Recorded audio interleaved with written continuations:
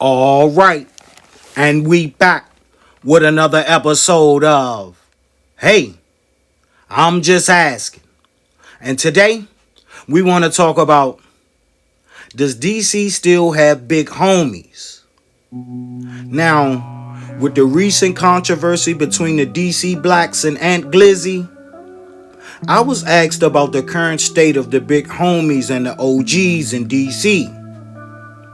Does DC still have big homies or OGs? No, we don't. But let me explain why. First off, when you think of big homies, you tend to affiliate that theory with gangs. DC is one city that hasn't had gangs since the early 80s.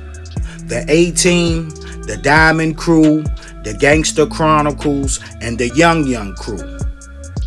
DC is more about territory and neighborhoods, so most of us represented where we was from in our clubs known as the Go-Go.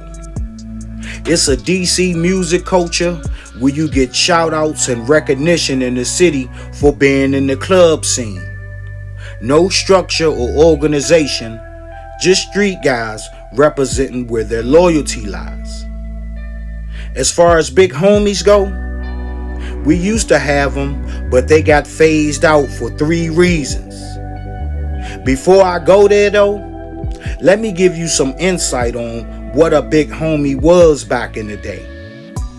In the late 70s and early 80s, it was a pecking order. Unlike today's DC, yesterday's DC was totally different.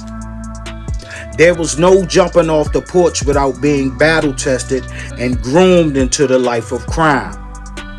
You had to listen and learn the ins and outs like school. Criminology 101.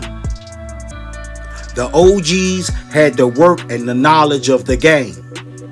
They was the plugs, and no youngin' was gonna mess up the operation by doing their own thing.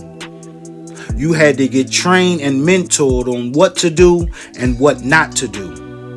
How to act when you got arrested, and how to handle deadly situations once confronted with a problem. We was taught the code of silence, how to be thorough, and how to fight by slap boxing and body punching. It was no pain, no gain. Gunplay was the last option, and you bet not miss your target. No women, no kids. No talking to the law. That's point blank period. Michael Frey, Rayful Edmond, Kevin Gray, and Wayne Perry. The Mount Rushmore of big homies. Well, let's just say they're the most notable. So where did it go wrong? Once those guys and their crews got locked up, the remaining big homies stopped following the blueprint. Instead of teaching, they sent youngins on crash missions, and a lot of them got locked up or unalived. So that's when the respect factor from the younger generation died. No more big homies, unless you was an OG that continued to play the game fair. If not, you was an old head that was in the way, so you got dealt with. Game over. Man, tell me what y'all think about, does DC still have big homies? Yeah. The big homies are positive influences now.